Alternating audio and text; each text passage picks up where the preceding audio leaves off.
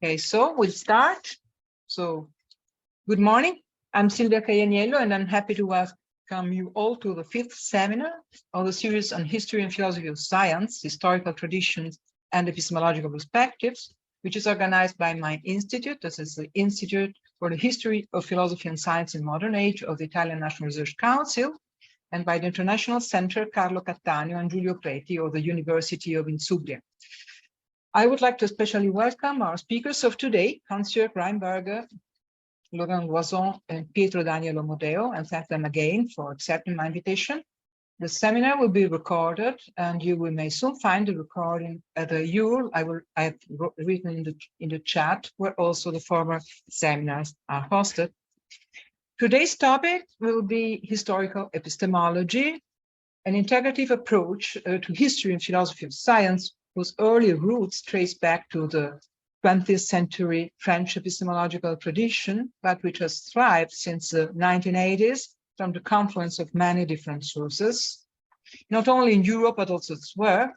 This merging has given way to very different declinations and emphasis without entirely challenging, at least in my view, a set of shared distinctive tenets, especially about the specificity of the object of the history and philosophy of science.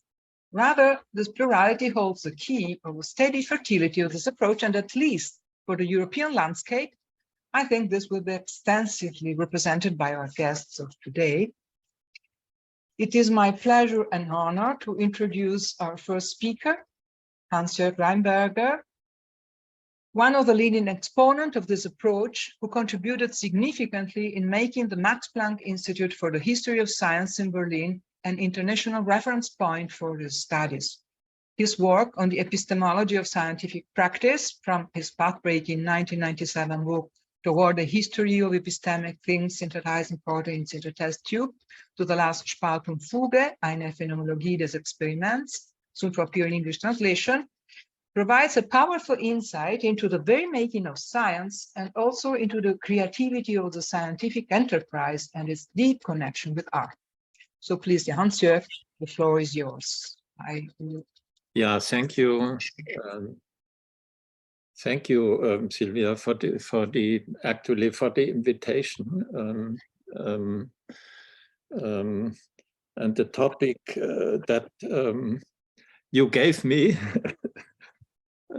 my view on historical epistemology.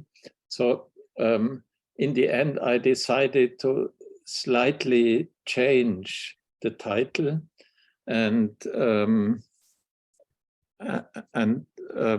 switch from my view to my take on historical epistemology.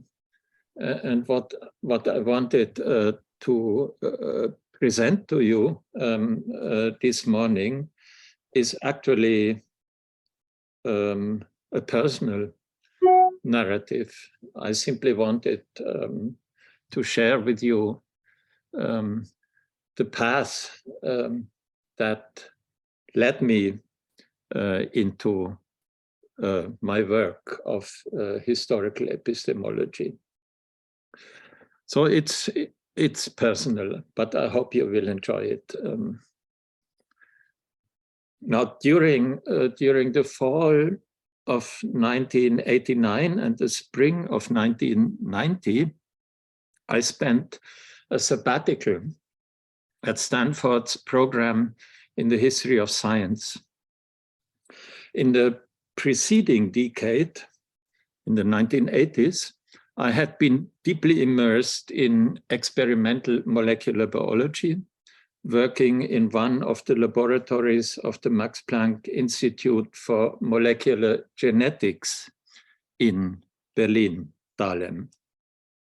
But at the end of the 1980s, I had reached a point at which I felt that it was time to make up my mind as to whether I should pursue my career as a laboratory molecular biologist or switch topics and devote myself completely to my early love, philosophy and history of science. after my first transitory academic initiation into philosophy of science in the latter part of the 1960s and the early 1970s, I had studied biology to gather some first-hand experience in a particular scientific field. What had begun as a planned short detour ended in a protracted immersion in the laboratory culture of molecular biology. Now, at this point, at the end of the 1980s, to help me reach my impending decision to switch topics, I asked for a leave of absence, and I was granted that. Now, in 1988, 2 years earlier, while attending a summer school in the history of the life sciences organized by Mirko Grmek and Bernardino Fantini and hosted by the Naples Zoological Station in its outpost laboratory on the island of Ischia. And we see here that there is a connection to Naples for me quite early on. I had made the acquaintance of Tim Lenoir, who, as a historian of the life sciences, had joined the program in history of science at Stanford around that time. And he kindly offered to be my host during this time. While in Stanford, then, I was able to meet with a number of historians and philosophers of science who were either at that time teaching there or teaching there on a regular basis or just passing by such. And all of them are regarded today as members of the so-called Stanford School. Among them, Nancy Cartwright, John Dupree, Peter Gallison, and Ian Hacking. Now, for the time being, however, these new acquaintances remained cursory for me. What I actually had in mind and what occupied virtually all of my time was what could be called an experiment in history. My intention was to engage in a case study in the history of experimentation. At the very least, its outcome would determine which direction I would take on my return to Berlin. Now, my own experimental work during the previous decade had been devoted to elucidating different aspects of the mechanism of cellular protein synthesis as it could be monitored and reconstructed in the test tube. And while researching the earlier historical literature on that topic when I was completing my dissertation, I had stumbled over the name of a certain Paul Samecznik. He and his group had done pioneering and seminal work on the establishment of an in vitro protein synthesis system during the 1950s and early 1960s at the Massachusetts General Hospital in Boston, MGH. This work, however, had almost completely disappeared from the memory of those occupied with understanding the different aspects of cellular protein synthesis. Only 20 years later, nobody knew the name anymore. I was puzzled at the time about what appeared to be an extremely short half-life of laboratory memory in a fairly circumscribed field. Now, in Stanford, I returned to this early experience in reading scientific literature. I thought it would be a rewarding exercise to reconstruct the founding years of my own research field by doing a case study on the work of Paul Samecznik's laboratory.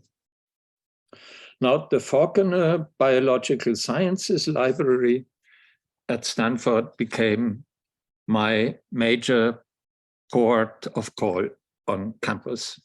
Fortunately, unlike the main Green Library, its stacks had remained virtually undamaged during the Loma Prieta earthquake on October 17, 1989, which actually was my first experience of a serious big quake.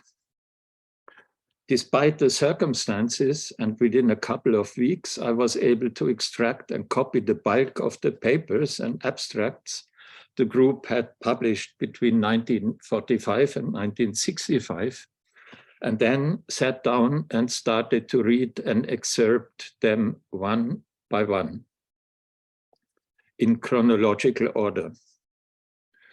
And this, again, was a major experience.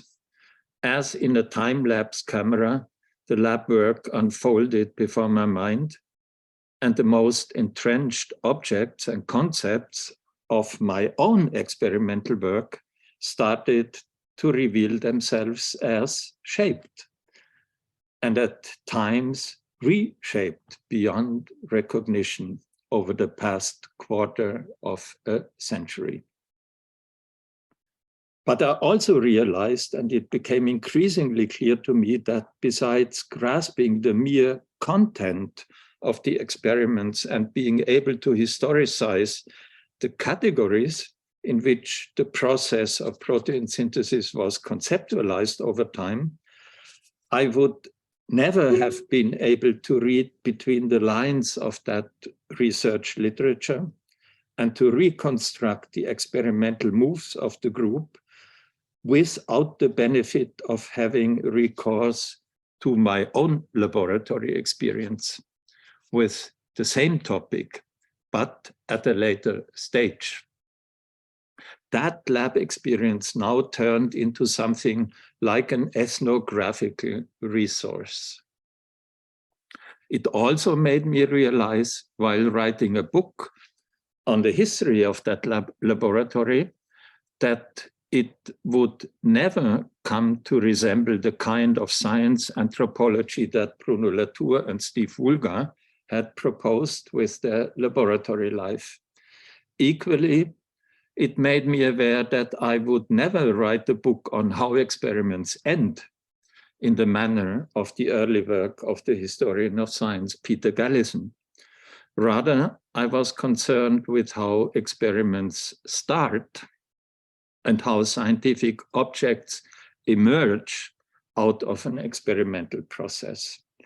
And it caused me to cast doubt on whether the notions of intervention as well as representation were the right concepts to approach what philosopher of science Ian Hacking was seeking with his manifesto on representing and intervening.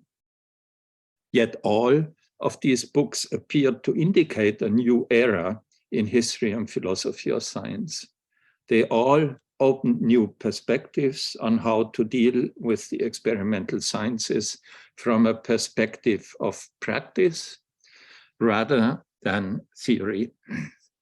They represented efforts that what one could build on. The baggage of historically oriented epistemology I had brought with me was rather heavily biased toward the Francophone world. A few words about some major components of this baggage may be in order here. I had written my master's thesis in philosophy back in the early 1970s on the epistemology of Louis Althusser. Through Althusser, I had early on become familiar with a number of key concepts of Gaston Bachelard's historical epistemology, notably the concept of epistemological rupture and epistemological obstacle. Two things were central to Bachelard's outlook upon the sciences of this time. The first was an understanding of scientific practice itself as a phenomenotechnology, as he called it, that is an endeavor in which the production of phenomena of epistemic interest and their assessment through research technologies were inextricably intertwined.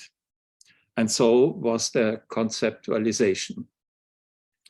There was a space between the knowing person and the world, the subject and the object of traditional epistemology, and this space was filled with instruments and apparatus that needed to be conceptualized as necessary media and mediators if any realistic picture of contemporary knowledge acquisition were to be obtained.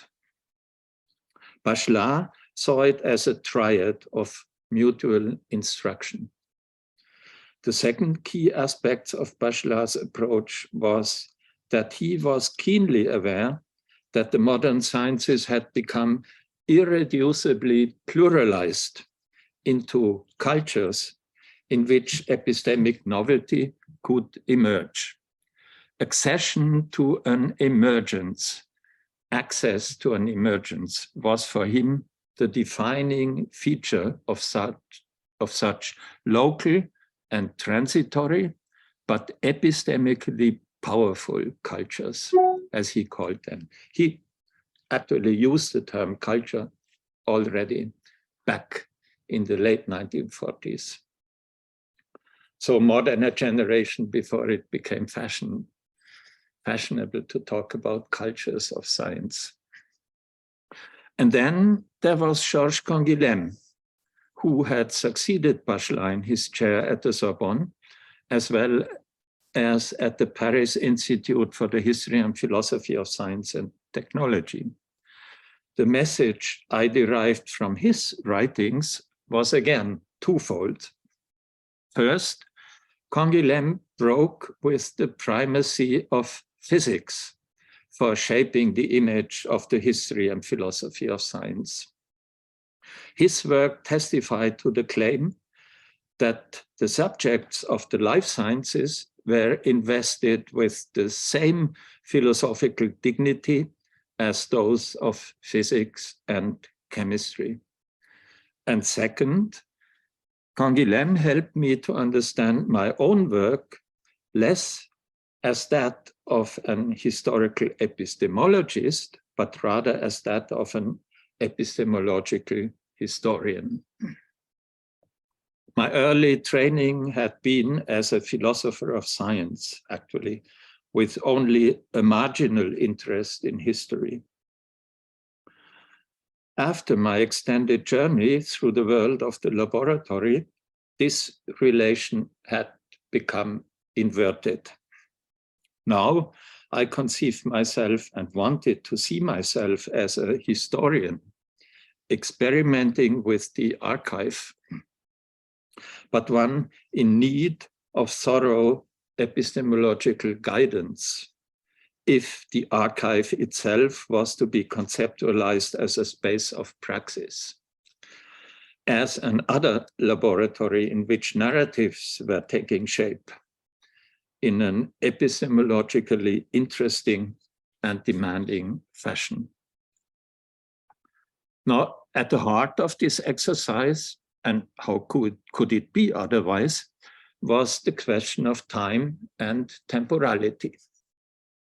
While I was still a graduate student, my fellow student Hans Zischler and I had taken it upon us to translate Jacques Derrida's Of Grammatology into German. The book picked up the thread left by the late Edmund Husserl's historico-epistemological reflections on the origin of geometry, and the question of time and temporality was crucial to it. Subsequently, however, this early acquaintance with historical time had completely vanished into the recesses of my mind for 2 decades. Now it resurfaced.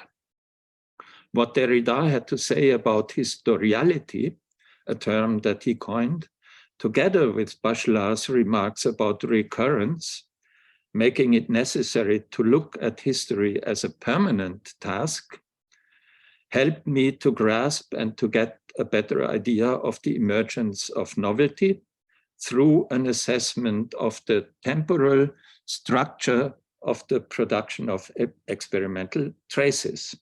But in the midst of all this Francophonia, there was also an Anglo-Saxon voice that concurred in helping me to tackle what I perceived as the most difficult task of a historian of science, and as a historian tout court, I guess, for that matter. I'm referring to the relation between the time periods of historical objects and the time periods of their historiographical assessment. This was art historian George Kubler and his essay on the shape of time. I had it in my pocket when I took the plane to San Francisco in that fall of 1989. But I might add in passing that it may not have been accidental that one of Kubler's teachers at Yale University had been a French historian of art, Henri Faucillon.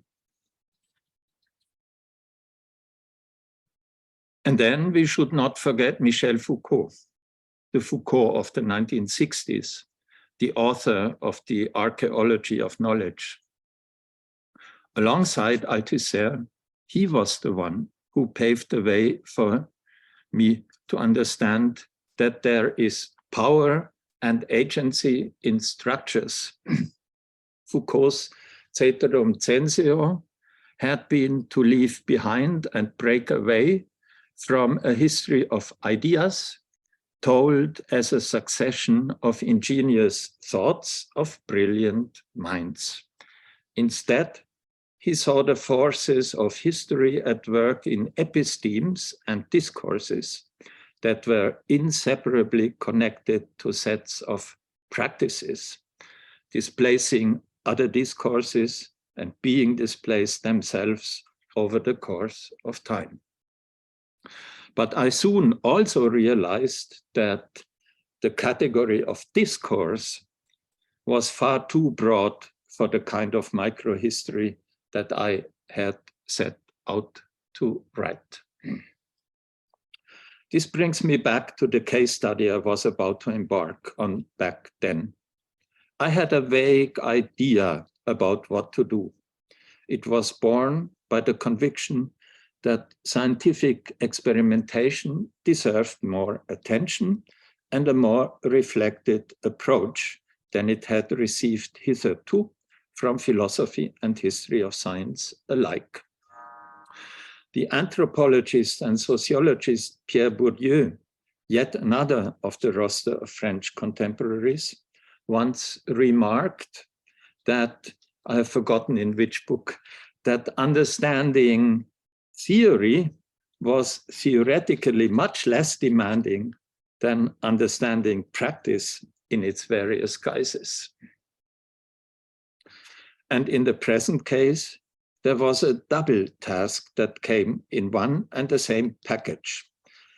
First, understanding an experimental process that extended over about 2 decades. And second, finding a narrative form that would reveal and reflect its intricacies. The two concepts that turned out to be crucial for meeting the challenge were the experimental system and the epistemic thing.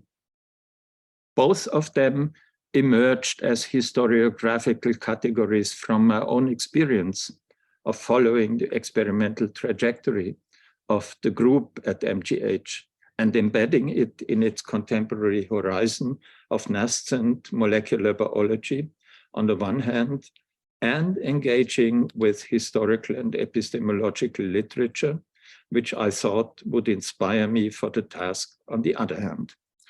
Of course, I was familiar with the notion of experimental system, model system, or system in short, from my own laboratory experience. During conferences and poster sessions, people were constantly talking about what happened in their systems, how to change them, and how to enrich them with new procedures. François Jacob, whose autobiography, The Statue Within, had just been published and was on my reading list at that time, categorically declared that in biology, all work started with and depended on the choice of such a system. But so far, it had not dawned upon me that the notion, in addition to being an actors category, could also be used as a historiographical conceptual tool. And yet, it appeared to contain all the ingredients that I thought would have to be brought together in order to talk meaningfully about experimentation, not as an isolated act of testing hypotheses, but as a protracted procedure in its own right that formed an ever-changing structure extending over time, and that was at the core of the research process. In short, these ingredients can conveniently be subsumed under two categories. One of them structural, the other temporal.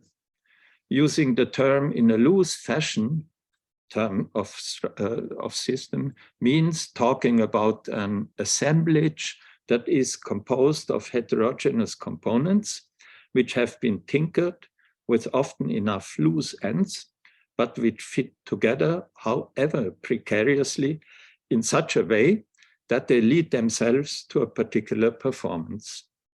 These components consist of materials, model organisms or parts thereof in the life sciences in particular, procedures and apparatus for measuring as well as sorting and visualizing that are brought to act upon each other in order to generate a stream of material traces that is to be seen as the primary outcome of an experiment.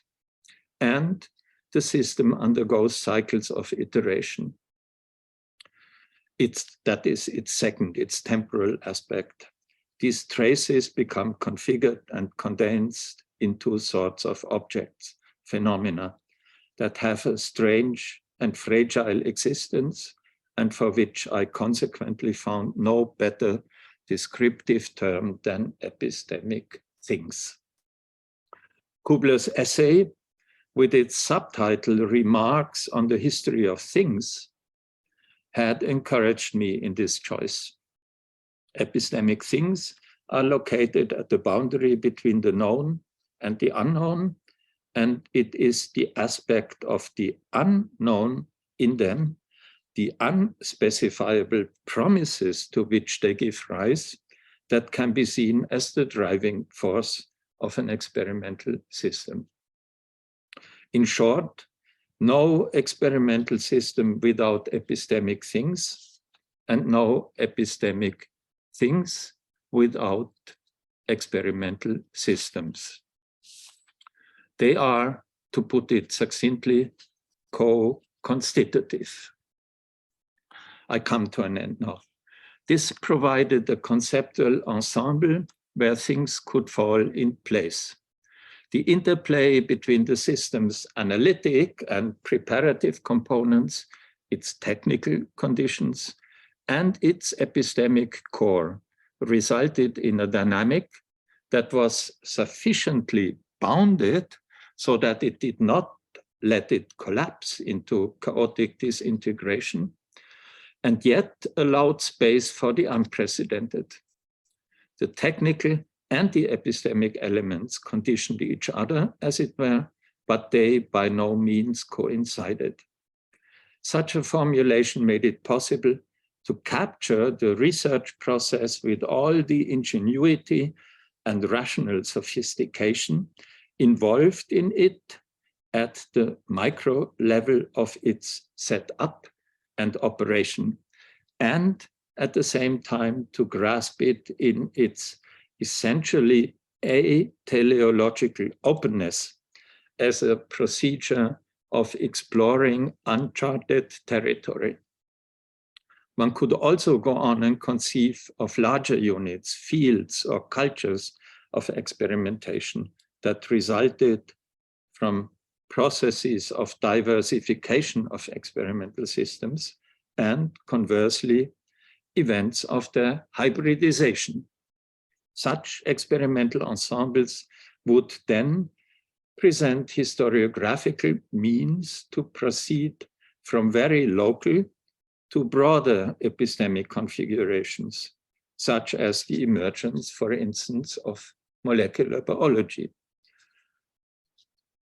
without being forced to rely on the sociologically overdetermined and overused category of discipline that still dominated large parts of the history of science discourse 25 years ago, or alternatively being compelled to resort to a macro history of ideas that would lose sight of the intricacy of the concrete. So that's basically the presentation I wanted to give you. I have here a few more pages that then touch more historiographical matters, but I leave that out for the time being. Maybe I can include that then in the paper if it is going to be published. So thank you for listening.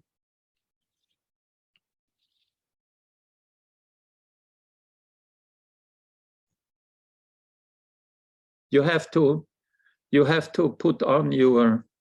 Thank you very much, Hans-Jörg, for this wonderful presentation, which really encompasses all the relevant feature of your work, and of course there will be the publication. So make sure. So as we said, we'll leave the discussion for the end of the talks. So I'll give the floor to Laurent Loison. Wait just a minute. Well, the Institut d'Histoire des Sciences et des Techniques in Paris, whose wide expertise ranges from the history of evolutionary theory, from molecular biology to epigenetics. He will share with us his reflections on critical presentism as the proper historical epistemological approach to the issue of normativity in the historiography of science. Please, Laurent. Thank you, Sylvia. I switched laboratory a few weeks ago, so I'm not anymore in the Institute of History and Philosophy of Science, the former lab of Canguilhem and Bachelard, and I'm now working in another unit in Paris, which is called Sphere, but that doesn't matter. Okay, so thank you again for your invitation. Of course, I will be very synthetic. Please tell me if I speak more than 20 minutes, and I will give a few insight on also my view on historical epistemology, which I chose to term critical presentism. And I will start by a few reminders on French historical epistemology in order to better situate how I see historical epistemology, not as something outdated, but as a useful practice for nowadays historians of science. So let's begin very briefly by Bachelard. Of course, I will be very short, so I hope not to do too many shortcomings. I will focus only on a few aspects.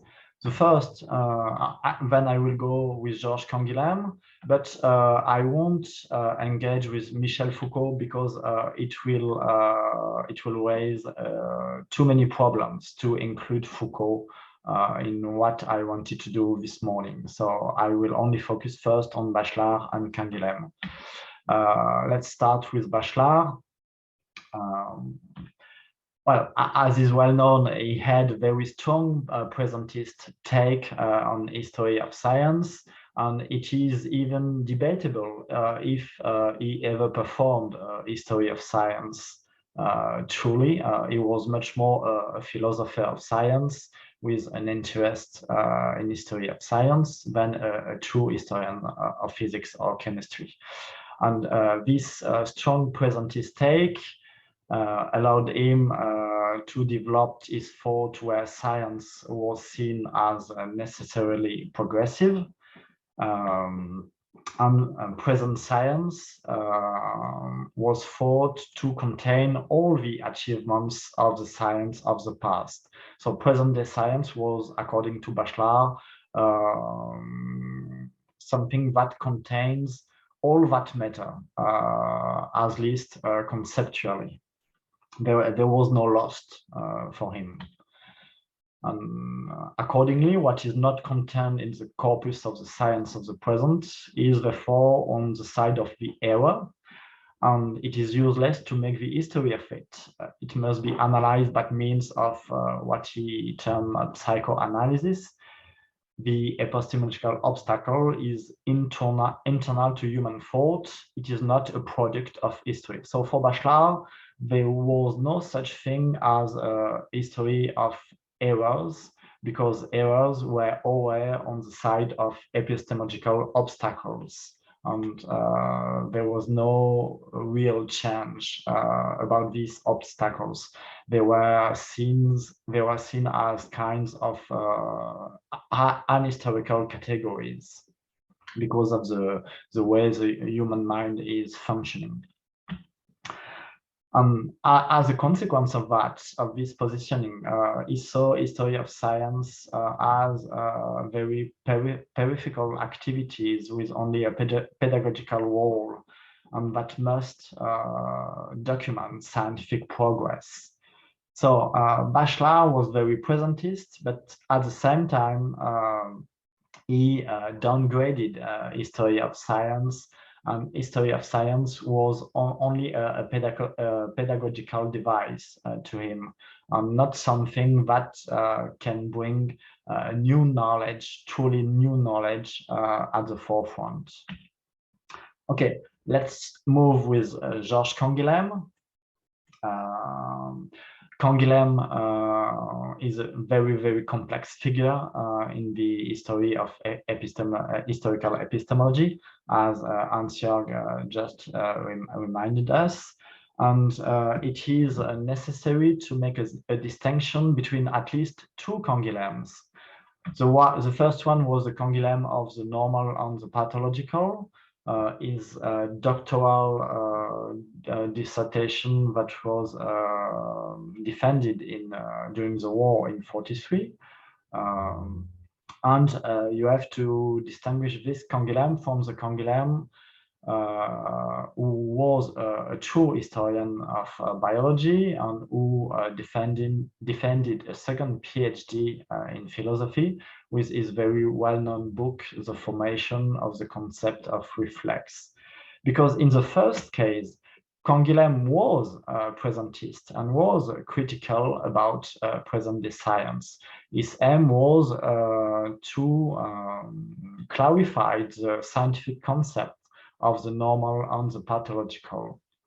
But at that time, history was to him only a very side issue, because again, as for Bachelard, history is used in that book as only a pedagogical device in order to make better understand his philosophical thesis. But so when he was presentist, he was a philosopher of science and not really a historian of science.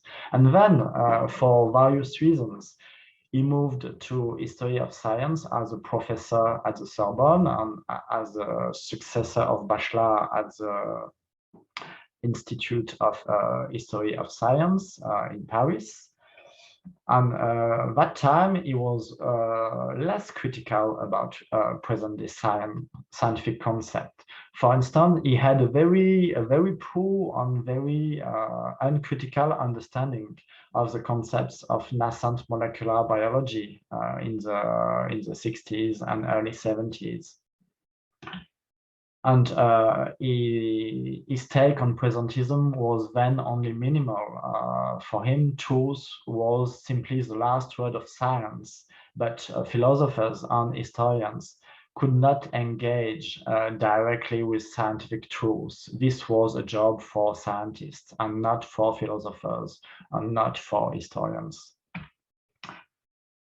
So as a conclusion, the more he practiced history of science, starting with his book in 1955, the less he was concerned with present-day science in the 60s and the 70s. And when he was very concerned with present-day science in the 40s, then history was only a very secondary activity for Canguilhem. So my question is thus the following: is it possible within historical epistemology to be at the same time presentist? It is maintaining a link with the science and a strong link, a critical link with the science of the present, and both historian. It means considering the science of the past in all its richness and complexity. So this was and still is my main concern as a historian of science and historian of biology, because I think my claim is that if you can do both at the same time, then you will raise more interesting questions, more interesting problems, and you would perform a more fecund history of science. So this was my starting point a few years ago when I published this paper on the forms of presentisms in the history of science, and where I developed for the first time the idea of critical presentism.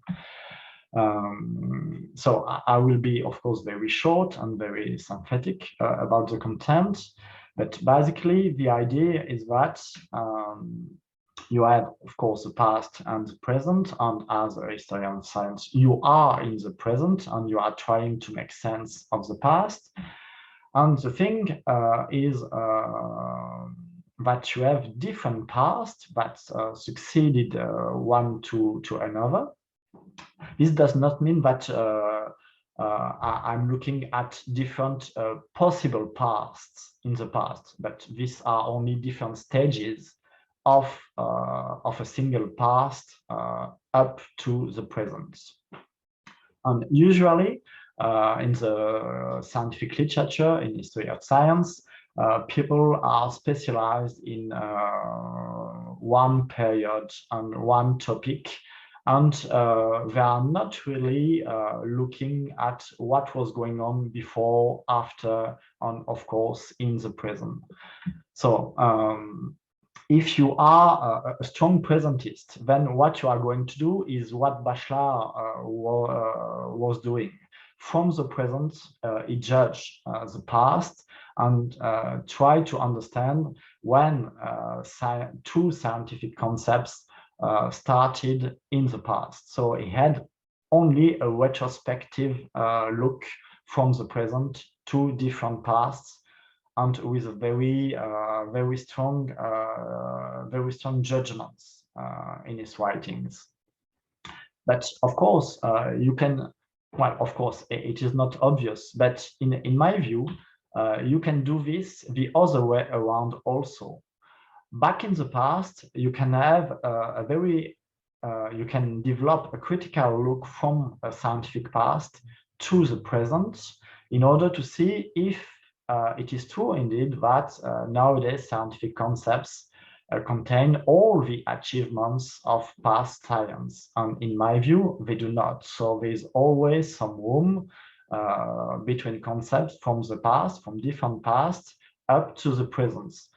And yeah, I must add something because I did not want the diagram to be too complicated.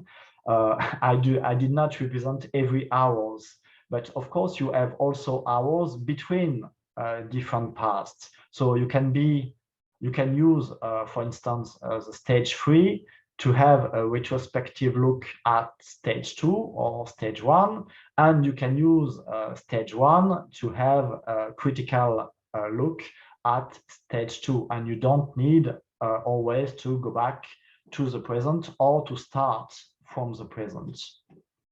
Okay, so this is the basic idea of critical presentism. I'm not claiming that it is original or something, but as I see it, it is not usually practiced by nowadays historian of science.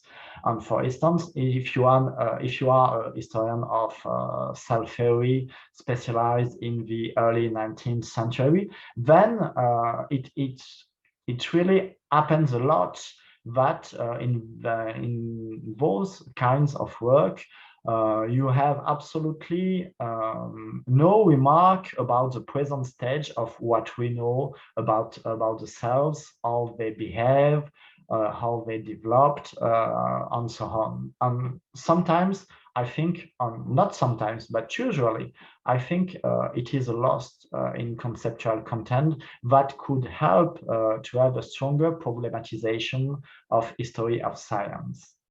So to conclude, I will take just one example, which is a book.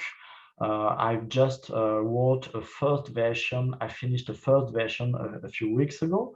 It is a book devoted to the various concepts that were based in the history of evolutionary theory, that were based on the idea of phenotypic plasticity.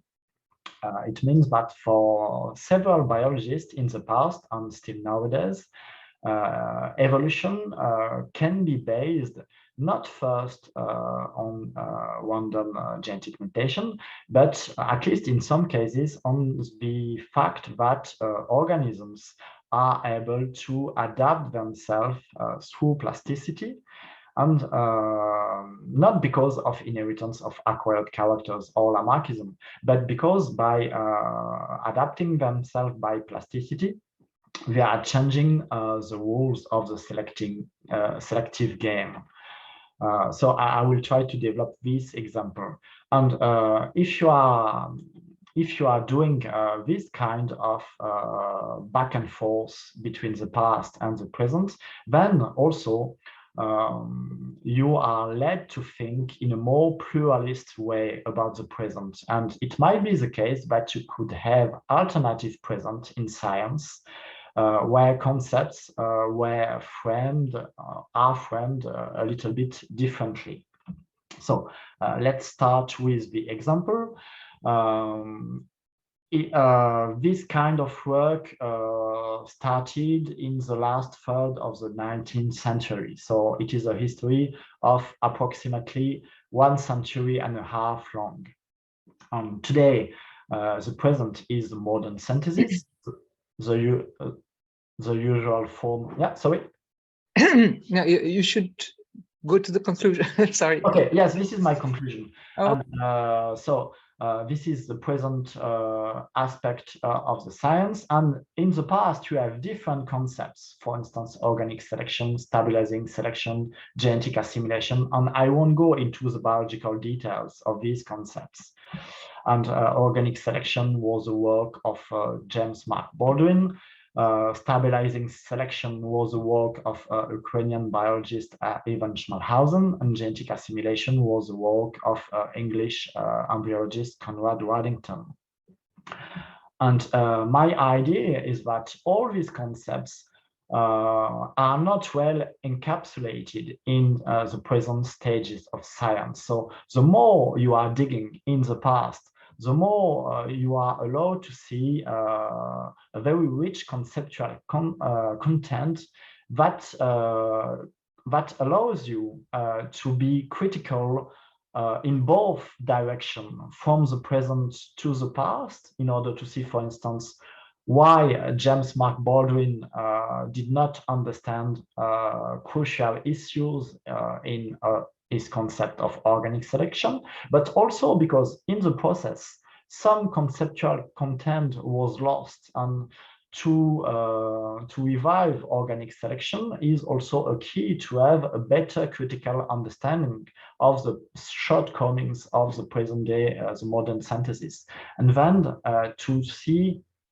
to have a more pluralistic take on the history of science. For instance, in this example, at least, you have you have some essay to have alternative presence. And for instance, this book was 10 years ago, was a try to have an alternative presence and to escape at some point some issue within the modern synthesis. And this is why it was entitled the extended synthesis. Okay, thank you very much for your attention, and I'll stop there. Thank you again. Thank you very much. Sorry to have had to cut a bit your presentation. It was extremely impressive. So now we go on to the next speaker, Pietro Daniel Omodeo of Ca' Foscari University of Venice, a well-known scholar in the field of the history and philosophy of Renaissance and early modern science, who is most recently working on the geo-environmental history of Venice from the perspective of Anthropocene studies. His long commitment to historical epistemology has led him to propose in a recent book its extension to a research program of political historical epistemology, which mobilizes the tradition of Gramscian humanistic historicism to reassess issues of agency and the explicit political engagement of epistemological practice. So please, Pietro, the floor is yours.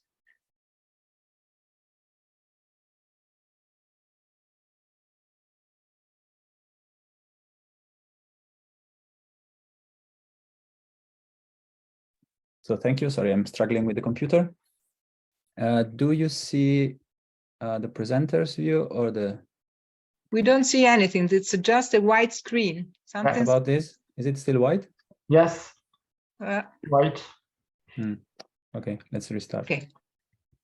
Try again.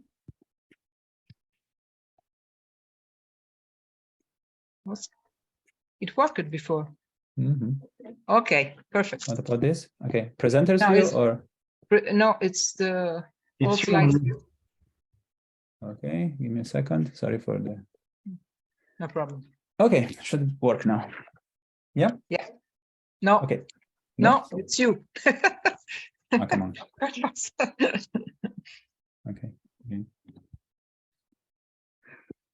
Okay. It works. Thank you. Okay. Please. Sorry for this, and thank you so much for the invitation. So, I will continue along the same line as those who spoke before me. My take on historical epistemology. I'll speak about what I would call the triad of historical epistemology, or more specifically of political epistemology, the relation between genesis, validity, and the objectives of science. Instead of objectives, I could also say the goals of science. We heard much about the French tradition of historical epistemology as an important one, but there are other strands that are as important as the French tradition for me, and not only for me. So, for instance, from Hans-Jörg Rheinberger's book, Introduction to Historische Epistemologie, I learned to look at various strands in various traditions who brought together a historicizing glance onto the philosophy of science, and vice versa, the importance of various strands who brought together, who committed to a philosophical, we can say an epistemological history of science. So I will start from a lesser known work of a well-known author. It's a textbook on the history of physics by Boris Gessen, the Soviet philosopher and Soviet physicist and historian of science, who authored an anthology of sources on modern physics, which started with an introduction in which he mentions a discussion he had with Reichenbach. So the meeting of historical materialist Marxist thinker with a philosopher belonging to the neo-positivist strand, with an author who made a very clear-cut separation between the context of discovery and the context of justification of science. So these are Reichenbach's words to Hessen at a meeting that took place in Königsberg on the occasion of the 6th Congress of German Physicists. For you, the history of science is the key to knowledge about its real condition. For you, Hessen. For us, Pluralis Majestatis, Reichenbach and his group, actually. This is merely Sonntagslektüre. You have the German word in the Russian text. It cannot provide us with any real knowledge about today's situation in science. This is how Professor Reichenbach, a representative of neo-Machism, with whom the author had the opportunity to speak at the 6th Congress of German Physicists in Königsberg, summarized our dispute. So you see the relevance of this statement and meeting for political epistemology, the relation between the past and the present of research. The quotation goes on as follows. The rapid replacement of theories which has been taking place in physics in recent years and the radical distinction from the views and principles of classical physics has led many representatives of contemporary science to look at classical physics as something which is now completely obsolete, like a majestic edifice, which unfortunately belongs only in a museum. And here you are, Hessen's objection. This view is radically incorrect. No matter how new and unusual the theories of contemporary physics may be, no matter how radically they differ from the outlook of classical physics, the contemporary stage of development in physics is still a historical phase of its overall development. So not only the past and the present, but also the development towards a different future. Therefore, I quote, knowledge of the history of the origin and development of physical theories not only aids in understanding its contemporary condition, but also helps to establish its historical roots, and by doing so, clears the way for new research.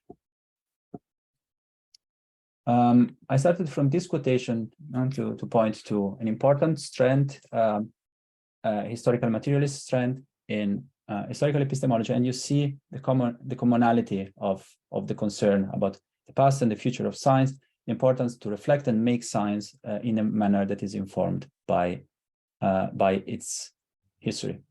So we here have physics, but we could enlarge the perspective to encapsulate or to comprehend more fields of scientific research.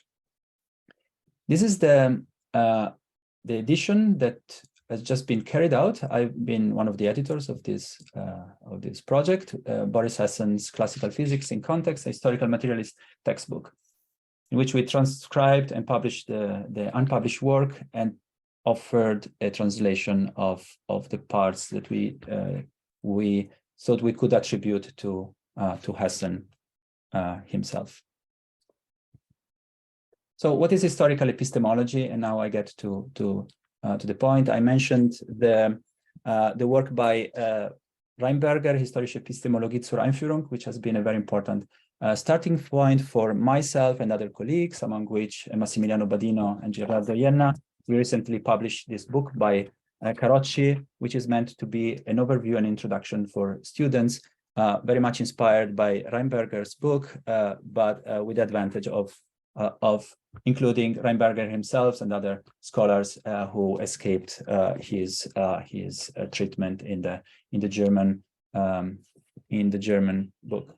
And I'm not going to offer you here a general overview of the book or of the themes, but I'd like to point to some commitments on my part or on the part of scholars I'm working with on how to keep alive, how to make use of crucial concepts that we think are fundamental for a historical epistemological approach. So we consider historical epistemology, we could say, as a sort of impure epistemology as opposed to an epistemologia imaginabilis. We could say this is Ludwig Fleck's expression to criticize abstract conceptions of the subject-object relation in the philosophy of science. Fleck was criticizing, especially criticizing neo-positivist takes. I would say that something that is common to all approaches in historical epistemology is to conceive of the relation between the subject and the object as culturally or as mediated, variously mediated through representations, mindset, practices, etc. It's not just a theoretical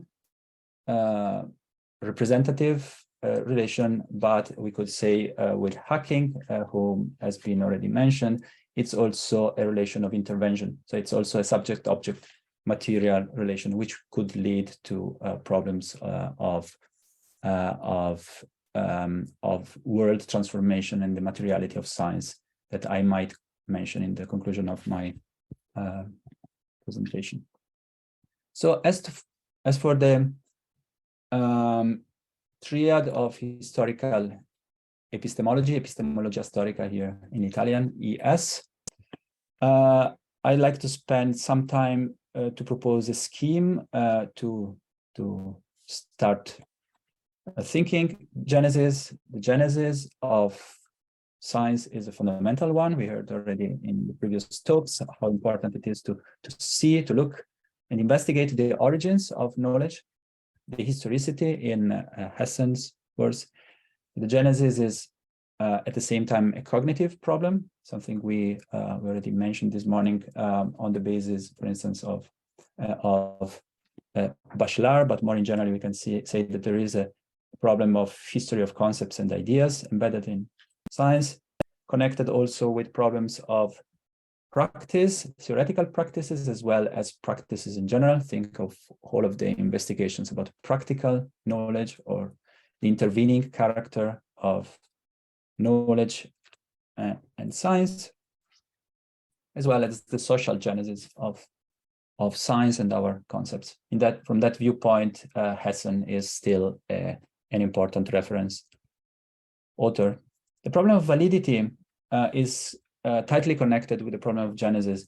I see that as the legacy actually of New Kantianism, the Geltung and the Genese, the problem of the connection between the genesis and the validity or the legitimacy of scientific concepts, which can be also rephrased as the problem of the connection between the history and the philosophy of knowledge. So validity, of course, concerns the categories, the frameworks, the paradigms that inform scientific conceptions. It needs to be historicized. That's why I mentioned New Kantianism, thinking of the Marburg School, of Cassirer, all those who contributed to establish the idea of historical a prioris. The frames can be conceived as logical or rhetorical, depending.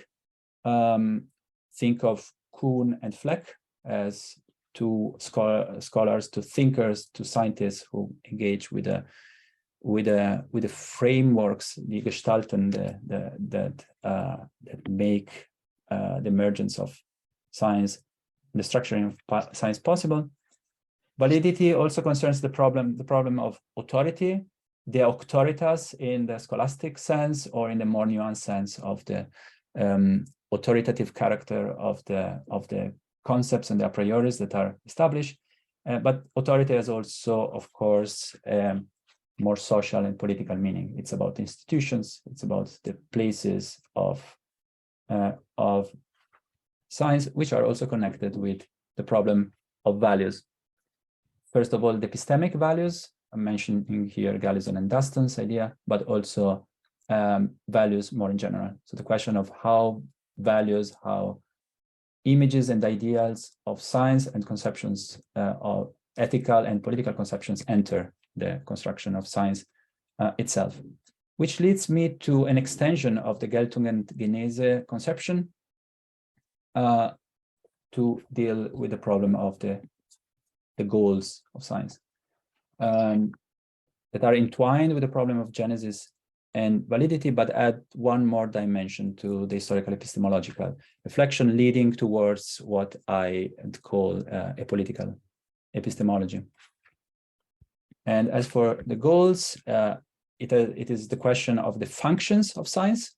I think John Bernal was already mentioned as the sociologist of science who led us to reflect on the social function of science, very much in connection with economic interests, as well as with ideological functions. So the function of science as a way of constructing, justifying, and leading societal transformations. Science as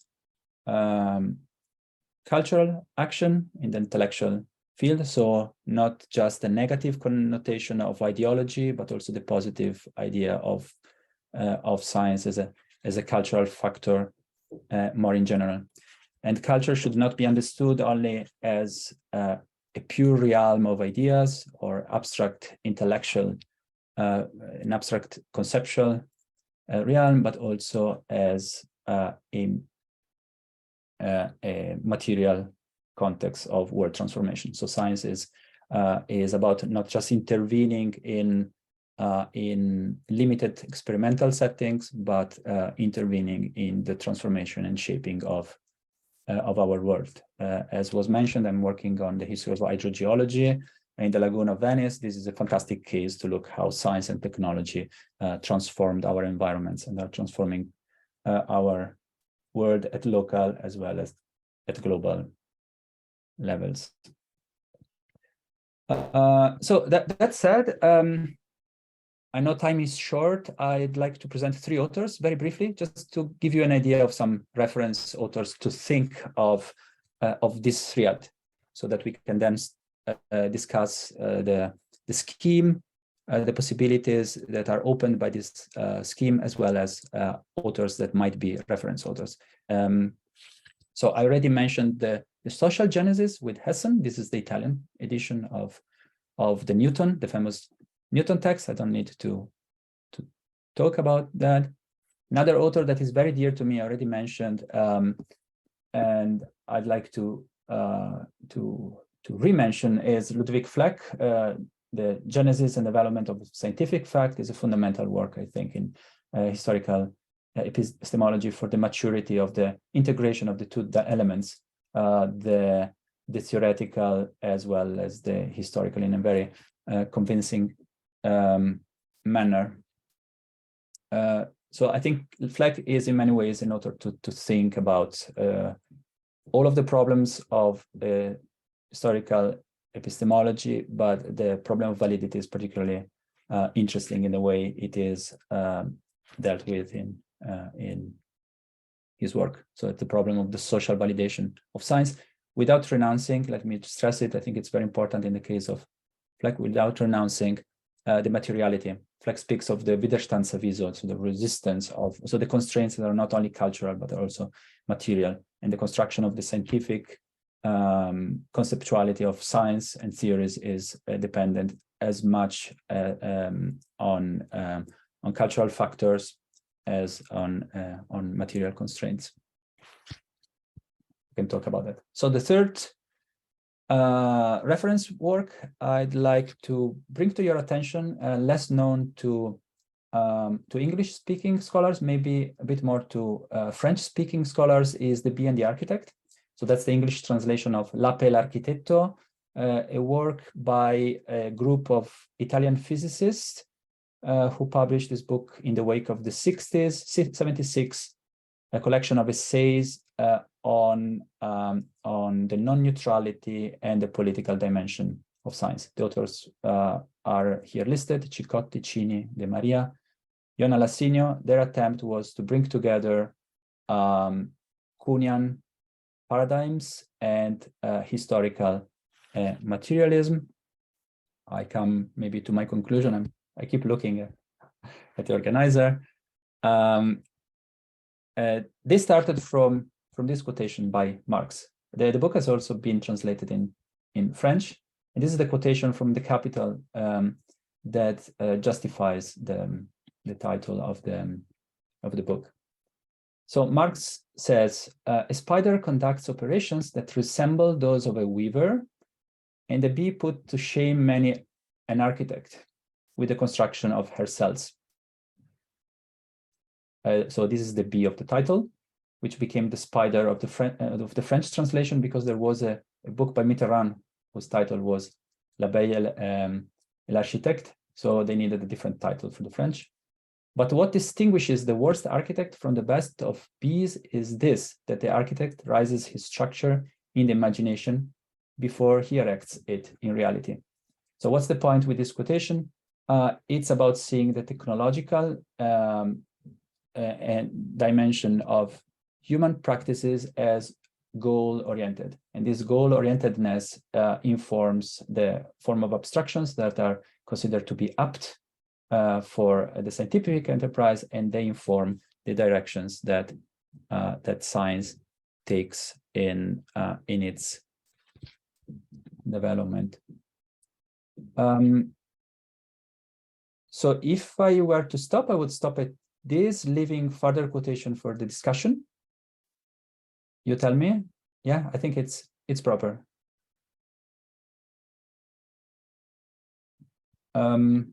You'll have 3 minutes, so. Okay, so I'll use up to this you 3 how to use minutes. them.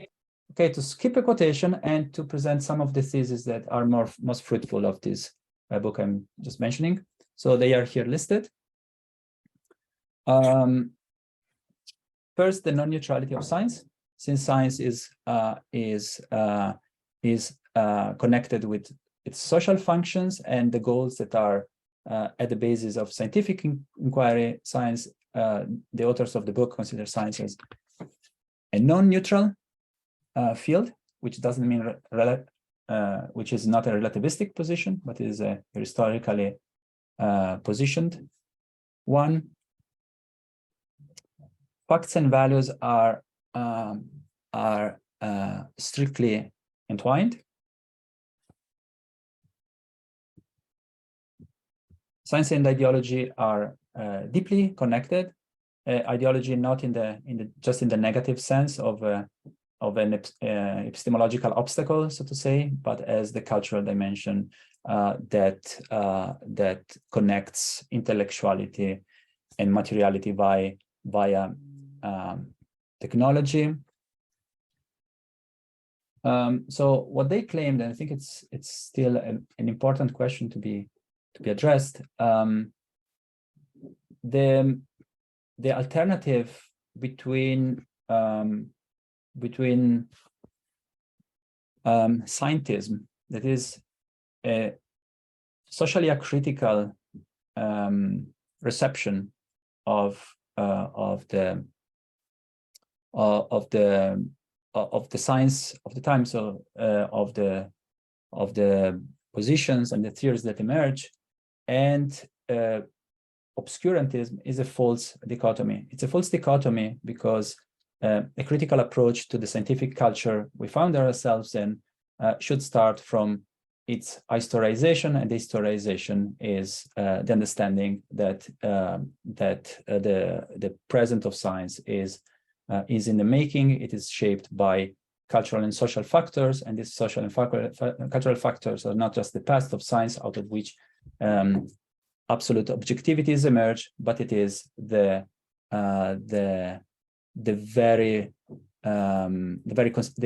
main constituency of science itself. So the temporality we've been talking about is not just the past temporality leading to present and as a sort of absolute and pure result, is what also informs our path towards our future. So, and at that I stop and I leave. I'm very happy to continue along this line, our conversation. Thank you very much. I think we've had 3 wonderful talks and a lot of subjects to deal with. I don't know whether there are questions. We'll start the discussion, or as it is usual, I will open up a bit to. So, okay, Laurent.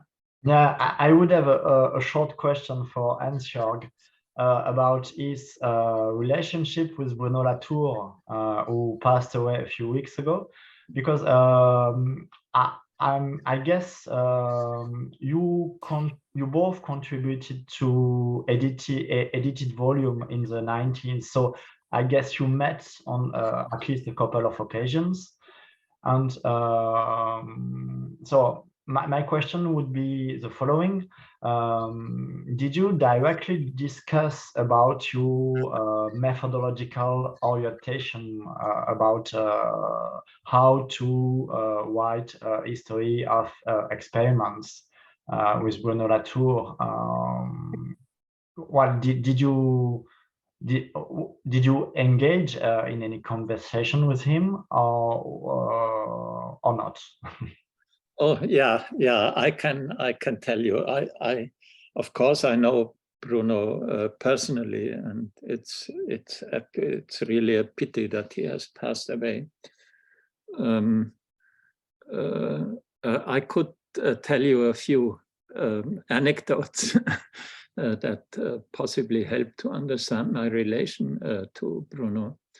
When I was still immersed in my laboratory work, I came across the book on laboratory life. So I did not see, I think I did that back then, did not see the first edition of 1979, but the second one of 1985. And I took it, I started to read it, but something in this book, in a way, prevented me from going further. Yeah? So I was conceiving myself as a laboratory scientist, and I felt, in a certain way, I felt ridiculed, yeah, by this book. It's a very strange reaction. On the one hand, an attraction to this kind of new take on the work that is going on in the laboratory, and on the other hand, a kind of affection that hindered me to go on with my reading. That it's very strange. So and this kind of tension at that time was not resolvable for me. But when I had left the lab, I came back in the early 1990s. I came back to Latour, and I read his practically all of his writings of the later 1980s and the early 1990s up to We Have Never Been Modern. And this was a period about between, let's say, 1885 and 95, roughly speaking, where Latour was very much interested in understanding experimentation. And he wrote a number of absolutely fantastic papers on the topic. One of them is included in the Berliner Schlüssel, in the key, the Berlin key. So it's his photophilosophical montage of the pedophile of Boa Vista, where he accompanied a group of scientists into the Brazilian forest, rainforest, and followed them in their work, and afterwards gave a description of that. So at that time, I think I was the first who ever translated a piece of Latour into German. It was included in a volume that was edited by Homer Legrand, an Australian historian and philosopher of science. At that time, nobody simply knew him in Germany. Yeah? So, and I was actually really fascinated with his writing. We had during the 1990s, we met several times and had very interesting discussions with each other. But we never engaged in a really intense discussion. So it was in a way, a relation. He respected what I was doing, and I respected what he was doing, and we referred to each other. but we did not engage with the details of what we were doing. I'm less in favor of what Bruno Latour wrote in the past 15 years or so. But this early phase between the 1980s and the late 1990s was, for me, contained for me very crucial and absolutely informative things, although I disagree with several points that he... Excuse me for a moment, I have just here, I have a phone call. Ja? Oh, du, ich bin gerade mitten in dem Meeting. Oh, ja. Ja, okay. Ja. Bist du in Amsterdam? Nee, ich komme jetzt nach. Bleib noch eine Stunde zu Hause, weil ich finde meinen Schlüssel nicht. Ich bleib zu Hause, ja. Ja, okay. Okay, bye. Yeah, excuse me. So that was a phone call from my wife. She's at the moment traveling, and I had to take it up. Yeah, but basically that was was kind of, in short, gives you an impression of our encounters and our relation. So there's Pietro has a question also, or a comment, please.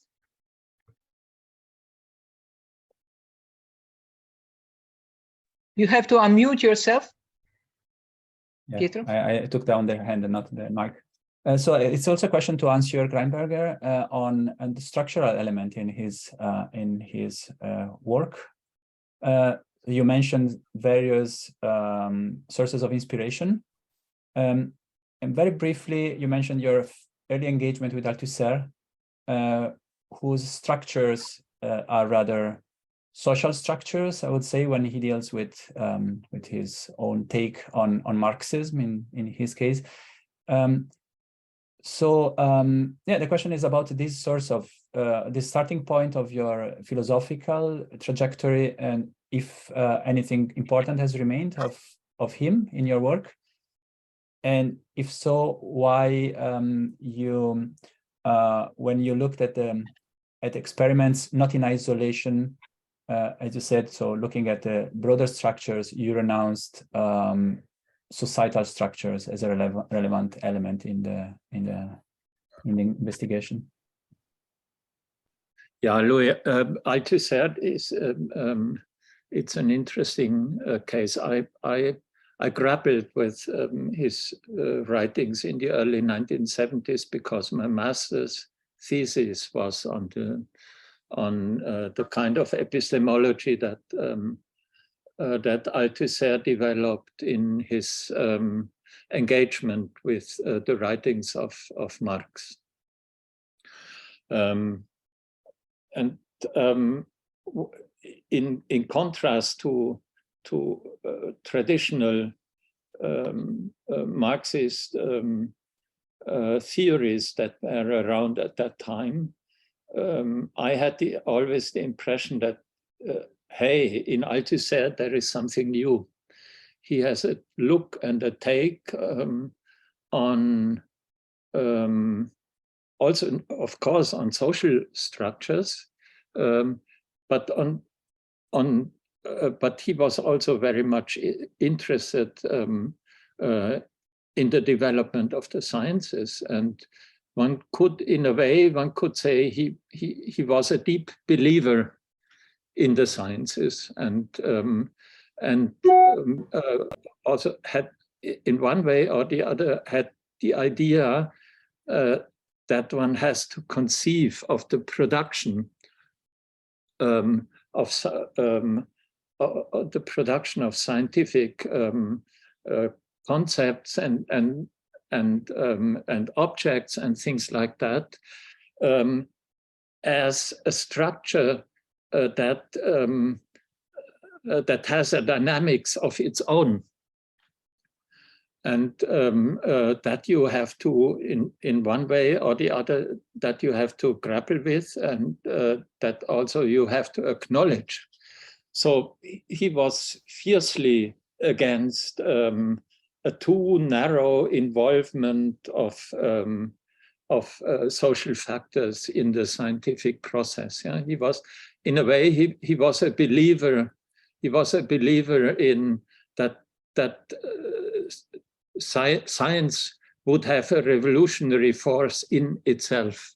And I think this is also the basic idea that that Marx had already back in the middle of the 19th century. Science is a revolutionary force, and we have to understand how it works. And it is more important to try to understand this than to situate it in the social context and what have you, and Pipapo and its relation to ideology and so on. Marx had the idea that in the end, science is able to break ideology. And I think this was something that Althusser was taking up, and he developed it further, also then in his lecture on his introduction into philosophy of science for scientists that he gave around in the late 1960s at the École Normale Supérieure, but he published it only 5 or 6 years later. I think the book came out in 1974. Actually, I wanted to translate this book back in the late 1970s, but then I realized that somebody else was already on the job, and so I left.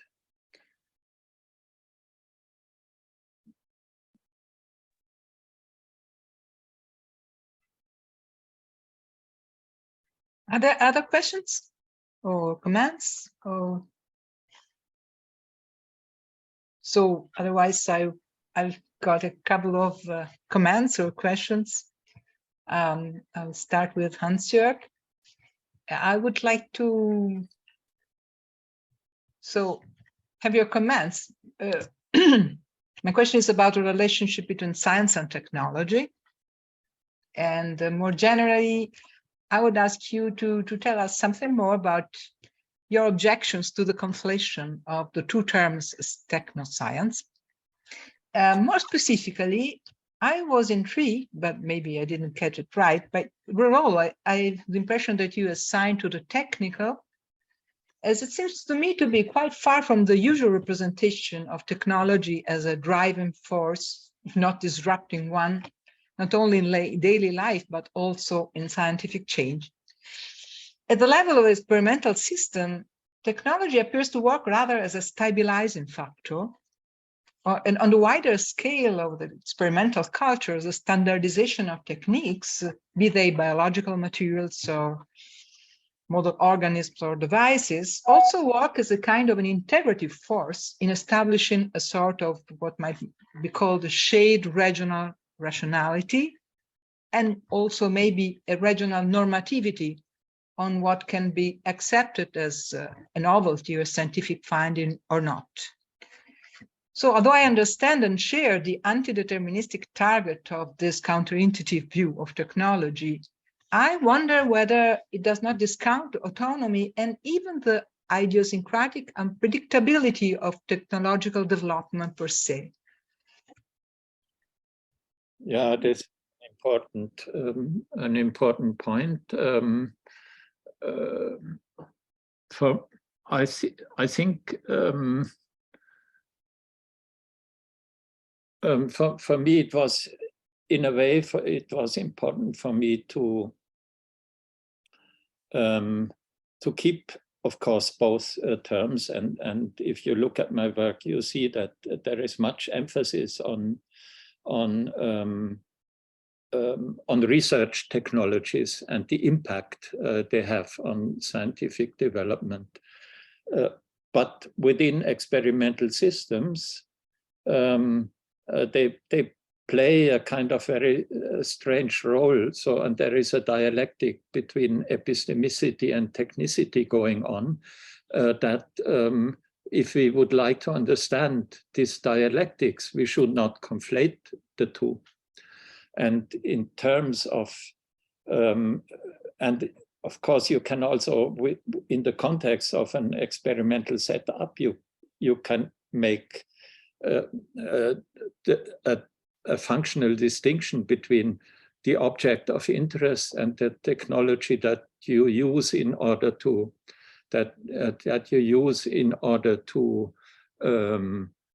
approach what you are interested in. That these two things are not identical.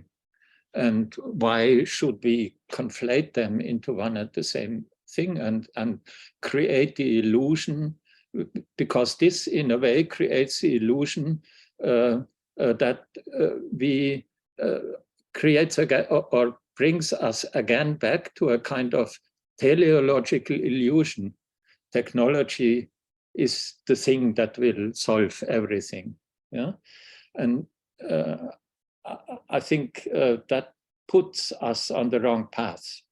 And therefore, I have always been critical against this kind of easy conflation between science and technology into techno-science, because I think there is more to science than technology, and there is and if you give up this idea, then I think doing history of science is also on the, you can question, then you should better do history of technology and not history of science.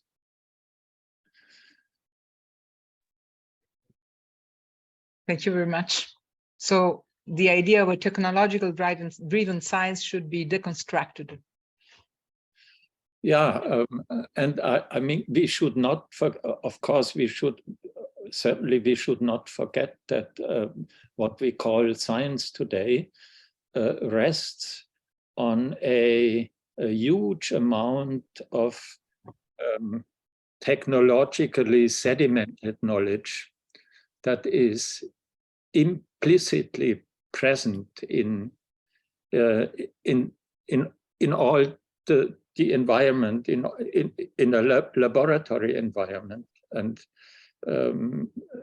it is simply, you can simply not do without. And we should also realize that there is a kind of deeply material,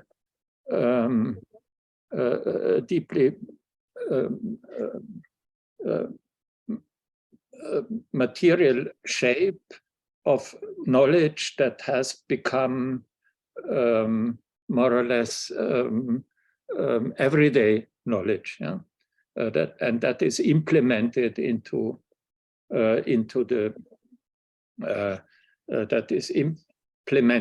devices that we are used to create more knowledge. And of course, this creates a path dependence. And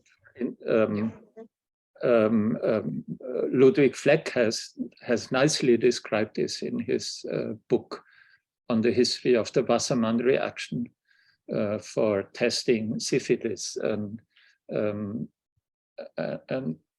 of course, but this is also, I mean, possibly science or scientific development shares this with biological evolution. Biological evolution is also heavily path dependent, and the organic forms that we have today would never have existed if not this kind of billion-year steps of development would be at the core of each of the existing organisms today. Frozen contingencies, yeah. Frozen contingencies. Yeah. So I would like to react also to beautiful talk by Laurent, with whom I do very much agree on the projective value of unearthing aspects of past science which have been overlooked by mainstream historical narratives. However, my problem is that you set a very delicate balance between good and bad uses of presentism. I'm referring especially to your nice 16th paper, which, however, seems to rely at the end of the day more on the epistemic virtues of the historians than on clearly formalizable criteria. The example that came to my mind as I read your paper was the gap between Theodore Boveri's version of the chromosome theory of heredity, included his interpretation of cancer, and the way it has been used in the standard account of genetic reductionism, at the point that he's still often considered as its champion. At the same time, I'm aware that the very possibility of perceiving this gap grows for me from contemporary Ivo-Divo theory. So my problem is that Whiggism or critical presentism? I sincerely don't know, even because, as you very rightly say, the actual science, the current science on this subject has many paths, which are heterogeneous and which is not just the same linear pathway through from Boveri to now. Thank you for the question. I have no good answer to this question, but I would say that very, very simply, but usually it is not done. The more you know about both the past and the present, and the more you are able to be a nuanced presentist in the way you are tackling questions and in the way you problematize the narrative that you are trying to produce. But I have no formalized answer to the way we should, in all occasions and in all settings, use present science in order to construct narratives. And I'm not sure it would be a good thing to have a kind of a very standard recipe to perform history of science. And we all know that we have to adapt to our subjects and to the complexities of our very diverse subjects. But really my only basic claim, it could seem to be very obvious and unproblematic, but I'm still puzzled to see that it is not usually done, is to try to connect between past and present science, and not to be stuck into just one period, one way to frame concepts and experiments, and try just to have a very, at least a minimal comparative approach to history of science.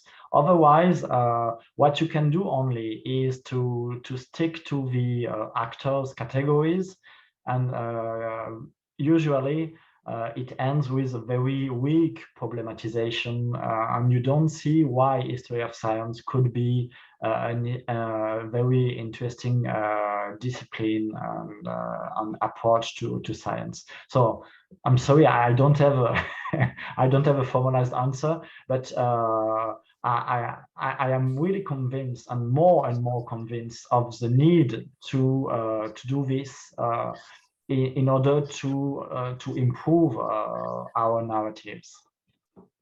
I do totally agree. There are no formalizable answers. Please answer. Yeah, I think, Laurent, you have put this, I think the work of that we are doing as historians of science in a very beautiful way. And there is this kind of feedback loop that is always also changing the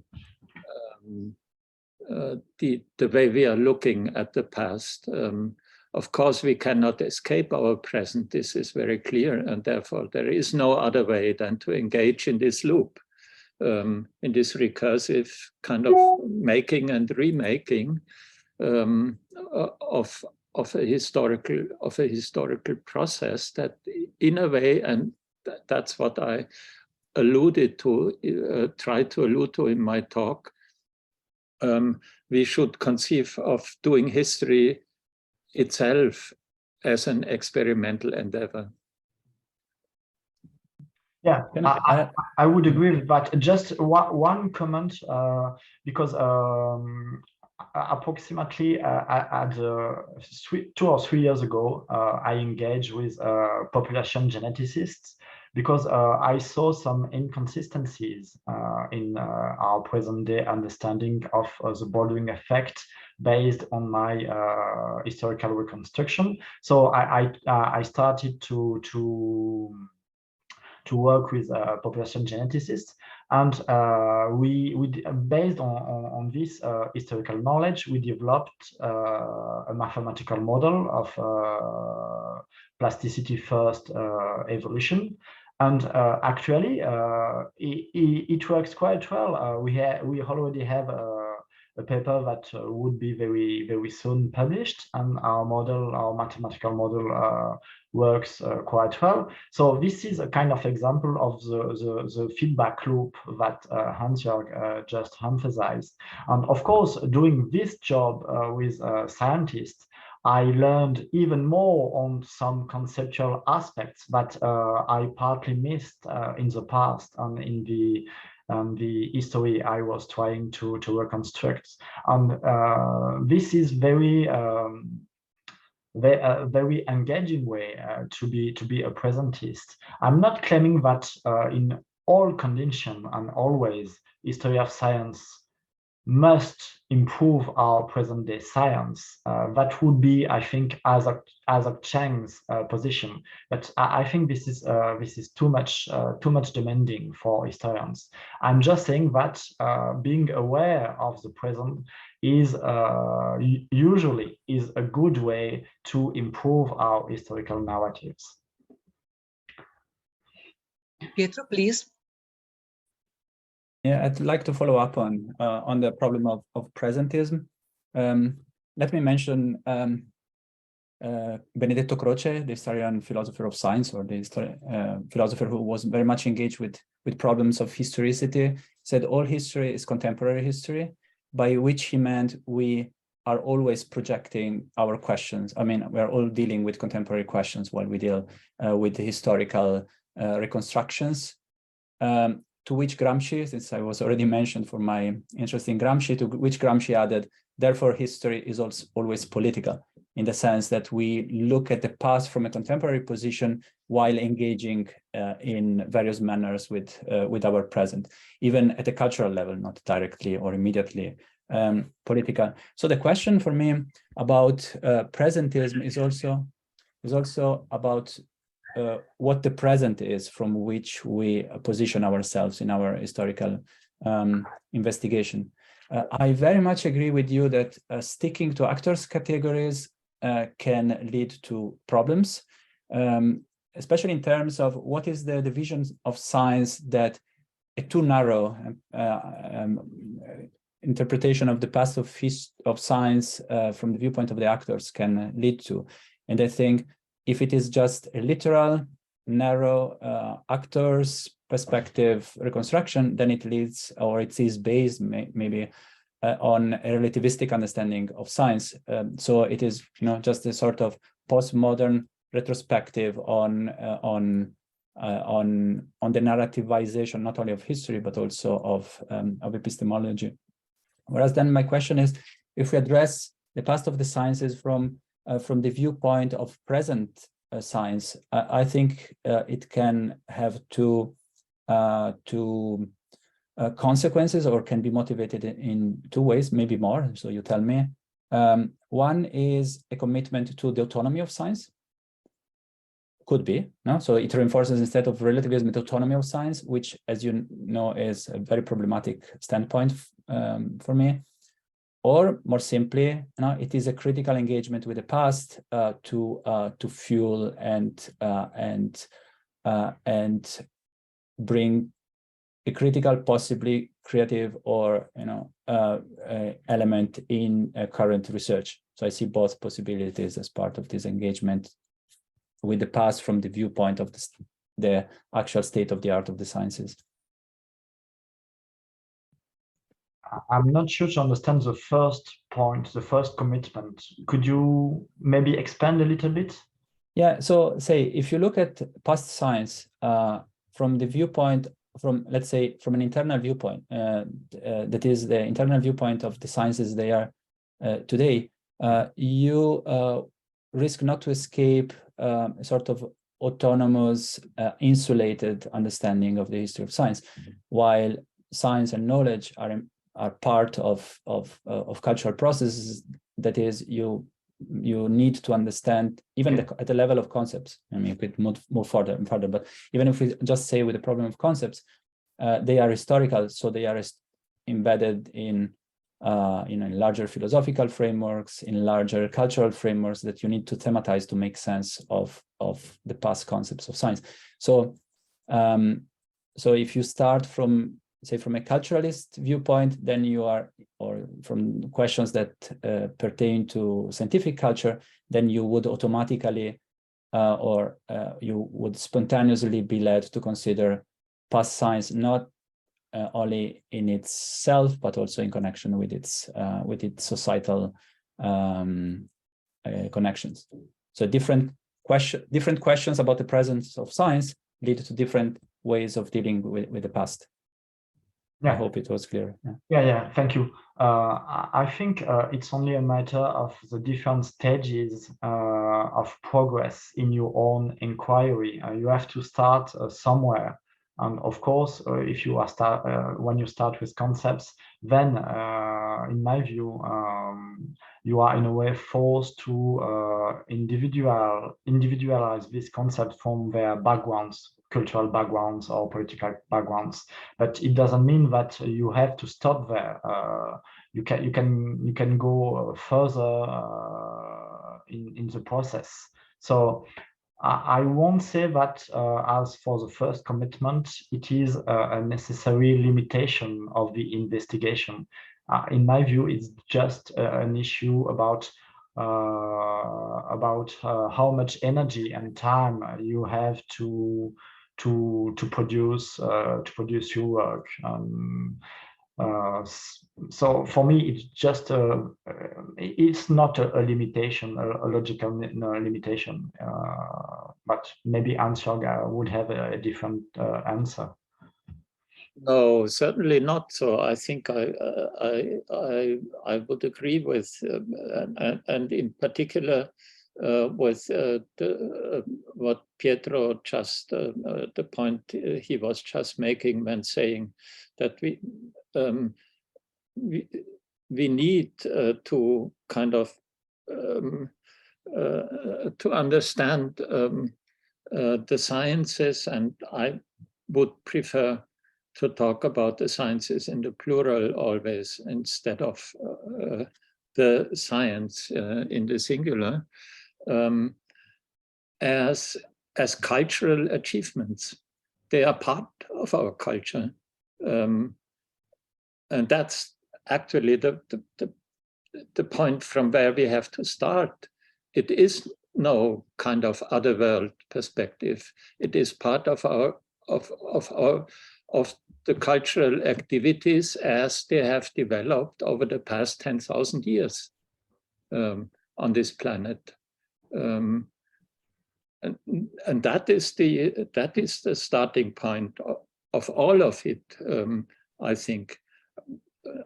And then the question, of course, arises: what is there any particularity in this cultural activity that we call the sciences?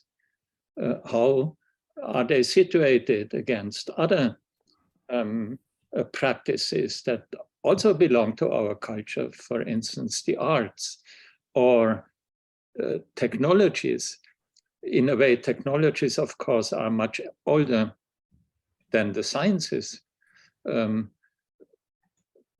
Critical technologies such as agriculture and things like that developed about 10,000 years ago. There was nothing of what we call the sciences today existed back then. So we have to see that our cultural environment itself is composed of different activities that in one way or the other interact with each other, but they do not collapse into each other. It is a differentiated ensemble, and the sciences have their own specificity with respect to other areas of our culture and of our cultural development. So that's how I see the thing. And maybe in the future, the sciences will draw again less on technological developments, but more on artistic ones. At least I hope so.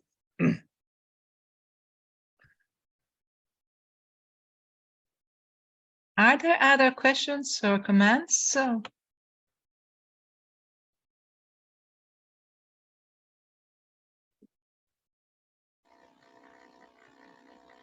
So. Can I ask one more question to Sure. Hans-Jörg? Sorry, I don't want to occupy all of the stage, but so you pointed to move away from teleological illusions. So my question is, can we do that without addressing the question of the goals of science?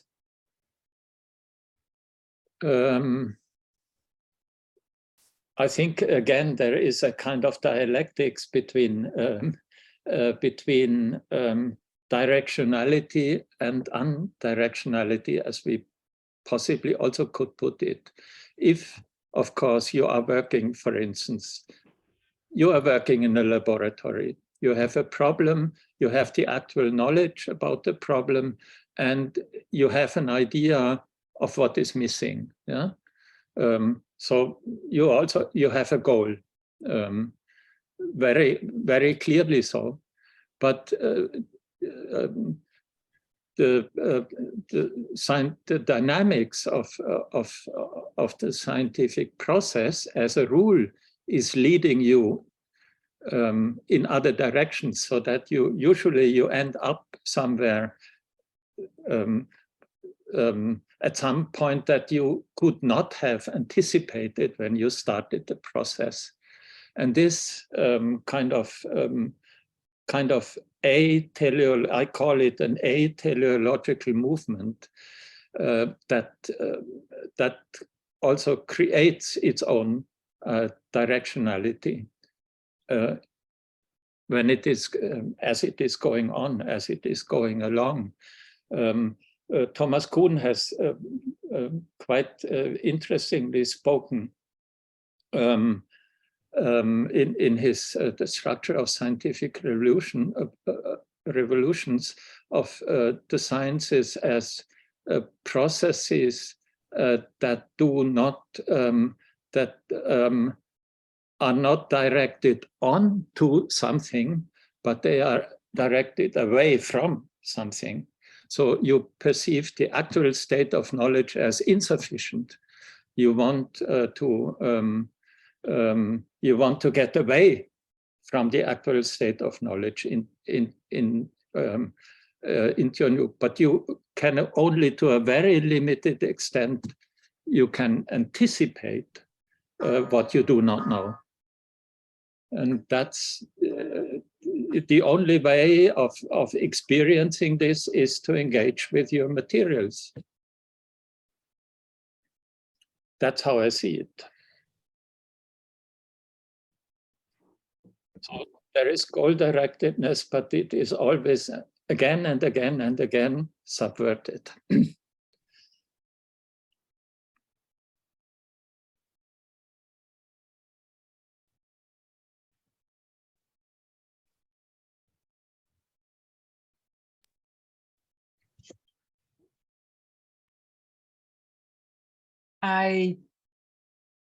I think we could go on forever with these topics, which are absolutely fascinating. But as I don't see other questions coming from the public here, I think we could stop here. And I would like to thank you again, everybody, for our speakers, particular, but also our, so to say, silent audience. And I remind that this seminar will be available on the website that I gave in the chat, and that there will be a publication in the next year of the proceedings of these seminars. I thank you all very much. Okay. Bye. Thank you for organizing this. Many thanks. Have a nice day. Goodbye. Goodbye.